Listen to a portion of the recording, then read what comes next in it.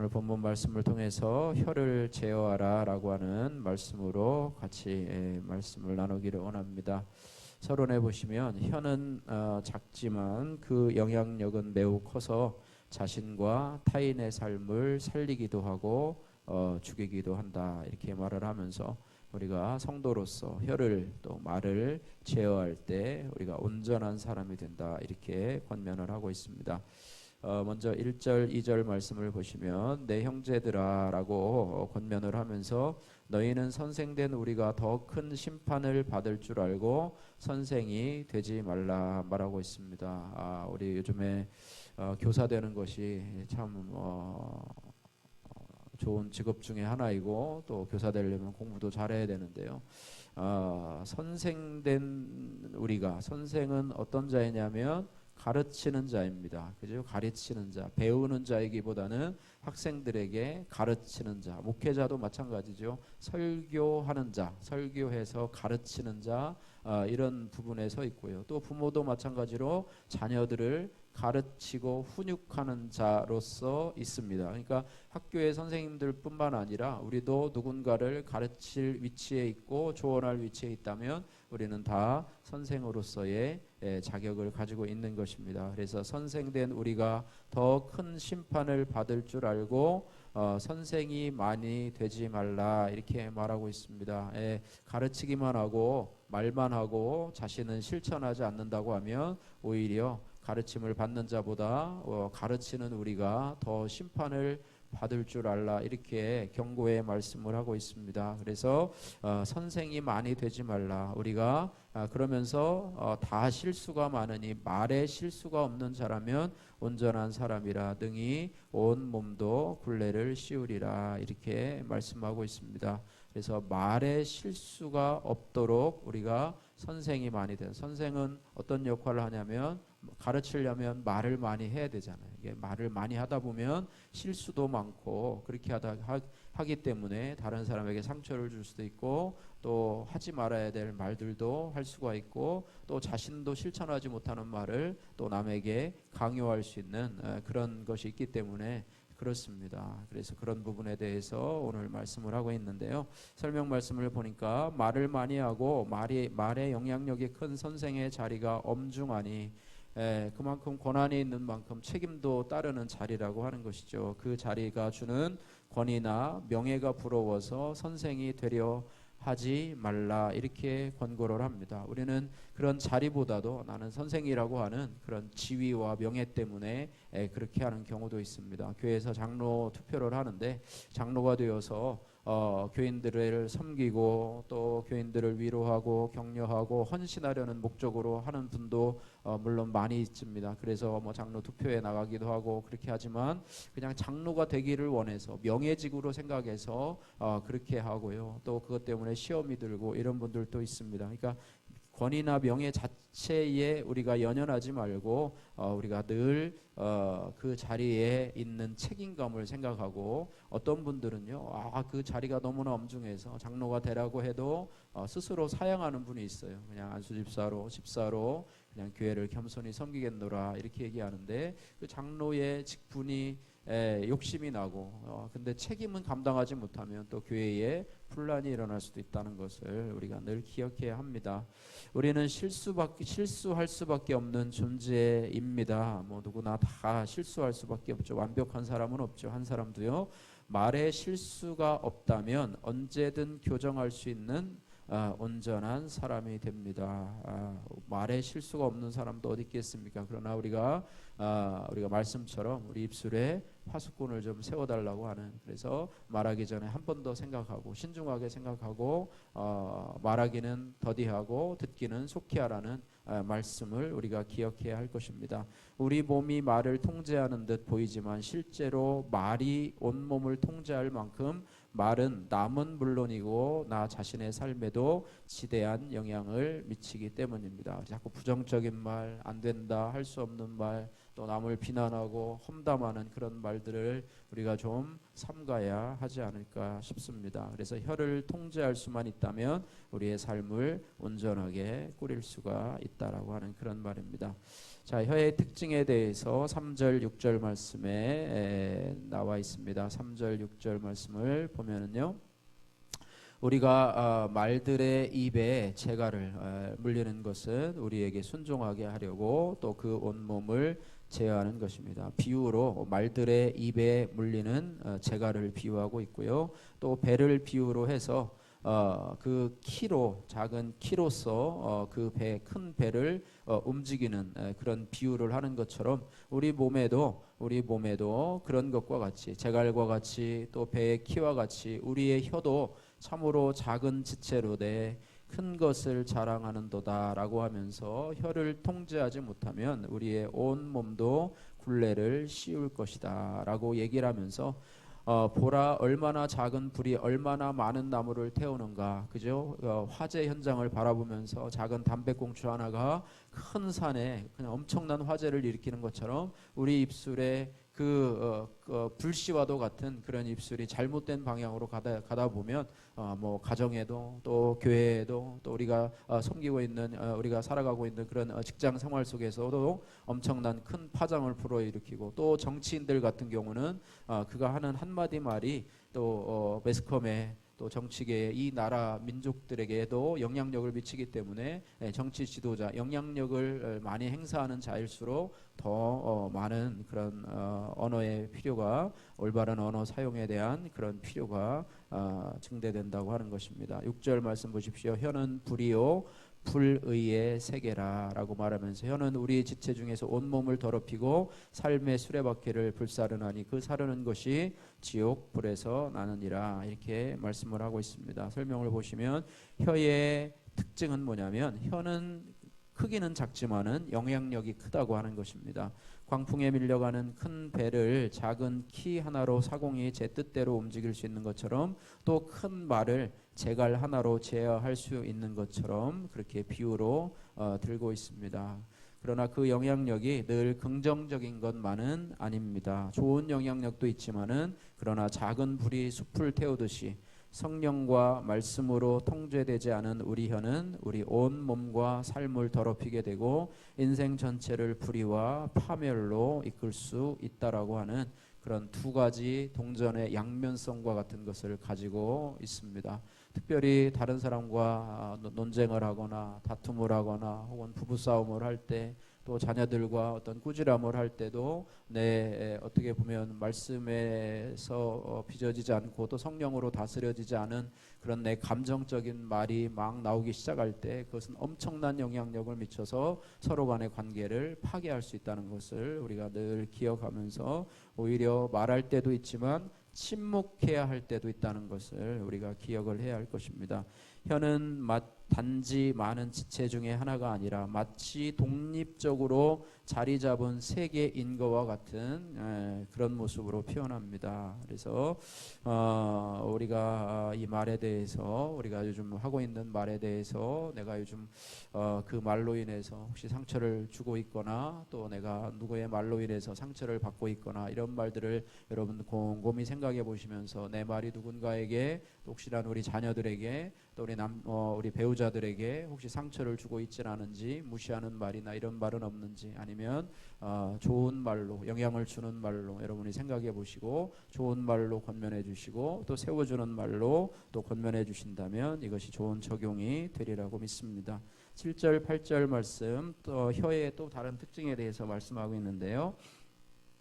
7절 8절 말씀 여러 종류의 짐승과 새와 벌레와 바다의 짐승은 다 사람이 길들일 수 있고 길들여 왔거니와 하면서 혀의 또 하나의 특징은 뭐냐면 능히 길들일 사람이 없다 이렇게 말하면서 쉬지 아니하는 악이요 죽이는 독이 가득한 것이라 이렇게 말씀을 하고 있습니다. 혀의 또 다른 특징은 길들일 수 없다는 것입니다. 그래서 우리가 하늘의 지혜를 얻어야 하고 성령의 감동과 말씀의 감화로 살아야 됩니다. 제가 어저께 이제 양육 프로그램 5주를 전부 다 마치게 되었는데요. 제가 아마 상으로 받았으면 아마 1등을 아마 했을 것 같아요. 과제물도 다 내지 못하셔가지고 한 주 동안 더 여유를 줬는데 이제 저는 뭐 하나님 은혜 가운데서 어제 다 제출을 다 했고 했는데 뭐 그게 중요한 것이 아니라요. 이제는 우리 자신이 이제 그 양육 과제로 마감하는 것이 아니라 목회자 자신이 이제는 말씀을 늘 묵상하고 또 말씀 묵상 가운데서 살아야 되고 또 우리 교회 성도들을 또 말씀의 묵상 가운데로 가야 되고 또 그들을 내가 양육받은 것처럼 또 양육해야 되고 또 그것을 나눌 수 있는 건강한 공동체가 세워질 수 있는. 그러니까 우리 교회는 지금 하나도 되질 않았어요. 지금. 그러니까 저는 매일 성경으로 여태까지 여기서 했지만은요, 이것이 큐티가 아니고 그냥 설교였다는 거. 저 자신도 이것을 마치고 가가지고 혼자 곰곰이 생각하면서 나 자신에 적용되는 말씀을 가지고 또 다시 이렇게 하지는 않았던 것 같아요. 그러니까 끝나고 나면 잊어버려요.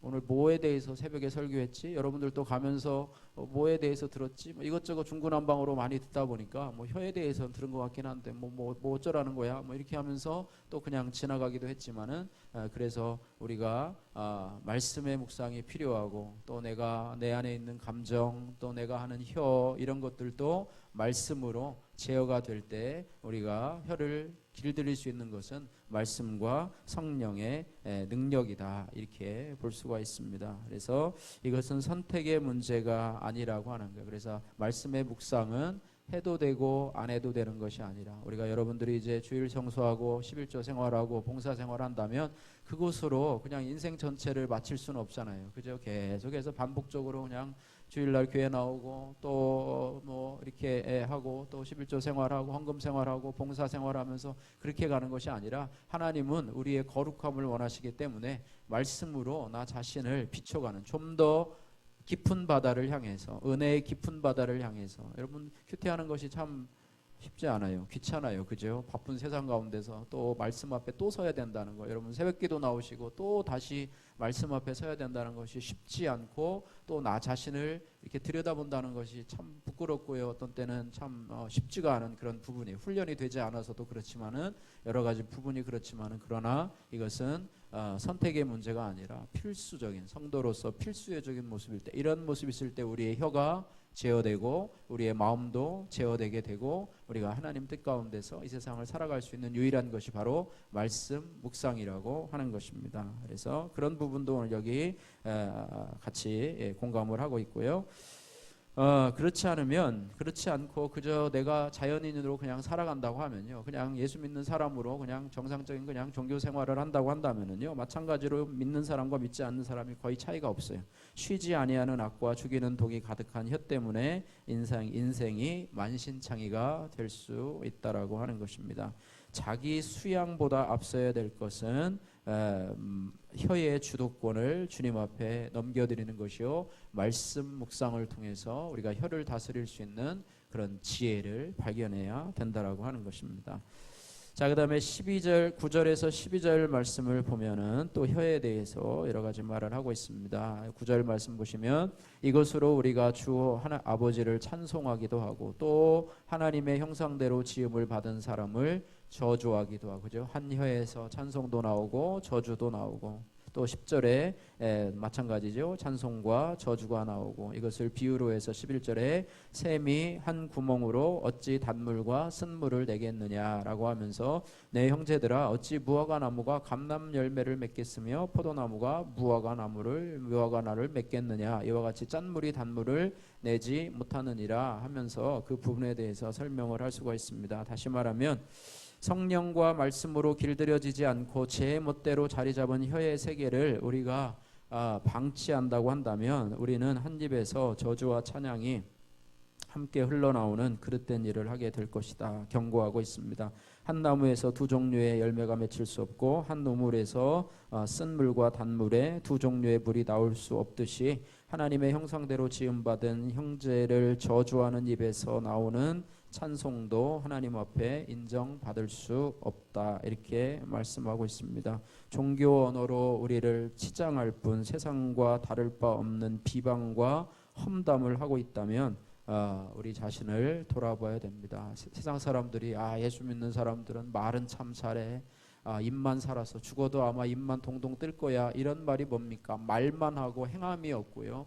말은 잘하는데 실천이 없는 그런 모습들이고요. 또 안 믿는 사람들이 우리 교회 직분자들 보고 남을 험담하고 또 비방하고 또 심지어는 자기 교회를 욕하고 또 목사님을 욕하고 이런 말을 한다고 여러분 생각해 보십시오. 그러면 그분들이 교회에 대해서 어떻게 생각하고 또 어떤 복음에 대해서 어떻게 생각하고 또 그 말을 하는 우리 자신에 대해서 어떻게 생각하겠습니까? 그것을 보고 우리가 예수를 믿으려고 생각을 하겠습니까? 아니면 교회를 나오려고 생각을 하겠습니까?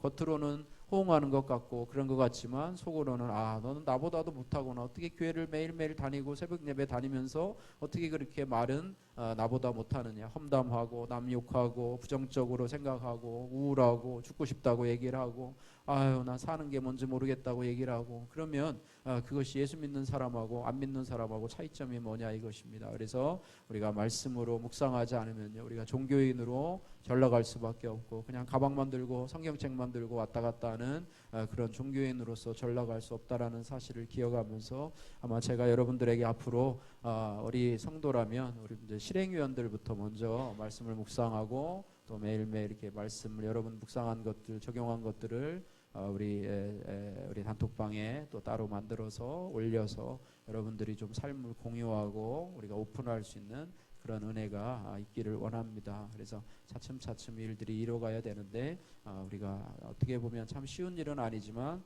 이제 우리가 이제 하나님 앞에서 모범적인 삶을 살아왔다고 한다면 이제는 우리가 좀 더 깊은 모습으로 하나님 앞에 나 자신이 서야 되고 인생의 목적의 행복이 아니라 거룩이라는 점을 생각하면서 하나님은 내가 말씀을 통해서 거룩해지기를 기뻐한다는 그런 것을 우리가 기억하면서 이 일에 여러분들이 같이 순종해 주시고 협조해 주시면 감사하겠습니다. 오늘 혀를 제어하라. 몸의 지체 중에서 가장 작은 것이지만은 영향력이 크다라고 생각하면서 길들일 수 없지만은 그러나 성령과 말씀으로 길들일 수 있다. 오히려 이것을 우리의 혀를 길들여서 감사하고 하나님을 찬양하고 남을 세워주는 그런 일을 할 수 있는 우리 혀가 될 수 있도록 하나님 앞에 기도하며 우리 자신이 혀의 노예가 아니라 혀의 주인이 될 수 있도록 도와주시고 인도해 주옵소서. 기도하시며 나가기를 원합니다.